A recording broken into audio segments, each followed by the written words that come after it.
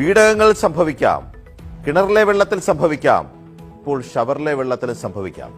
Amoebic മസ്തിഷ്ക ജ്വരം ആശങ്കയായി ഉയരുകയാണ്. തലച്ചോറ് തിന്നുന്ന അമീബ ഇനി ഒരാളെയും കൊല്ലാൻ പോകുന്നില്ല. കുളിക്കുന്ന സമയത്ത് ഞാൻ ഈ പറയുന്ന 2 കാര്യങ്ങൾ മാത്രം നിങ്ങൾ ശ്രദ്ധിച്ചാൽ മതി. വീട്ടിലെ വെള്ളത്തില്, അതായത് ഷവറിലാണ് നിങ്ങൾ കുളിക്കുന്നതെന്നുണ്ടെങ്കിൽ കൃത്യമായിട്ട് നിങ്ങളുടെ ടാങ്ക് ക്ലീൻ ചെയ്യുക. അതുപോലെ തന്നെ കിണറ് ക്ലോറിനേറ്റ് ചെയ്ത് കഴിഞ്ഞാൽ ഇവന് കേറാൻ കഴിയില്ല. ഇനി നിങ്ങൾ സ്വിമ്മിംഗ് പൂളിലാണ് കുളിക്കുന്നതെന്നുണ്ടെങ്കിൽ അത് കൃത്യമായിട്ട് ക്ലോറിനേറ്റ് ചെയ്തിട്ടുണ്ടെങ്കിൽ ഒരു പേടിയും പേടിക്കാനില്ല.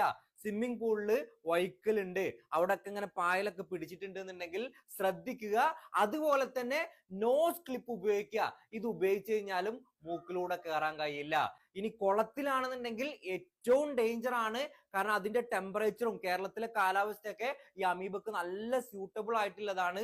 അറ്റ്ലീസ്റ്റ് നിങ്ങൾ എന്ത് ചെയ്യുക, കൂളം കുത്തുന്ന സമയത്തൊക്കെ നോസ് ക്ലിപ്പ് ഉപയോഗിച്ചിട്ട് ചെയ്യുക. അതല്ലാതെ വേറെ ഒന്നും ചെയ്യാനില്ല. ഈ ഒരു വീഡിയോ നിങ്ങൾ എല്ലാവരുടെ അറിവിലേക്ക്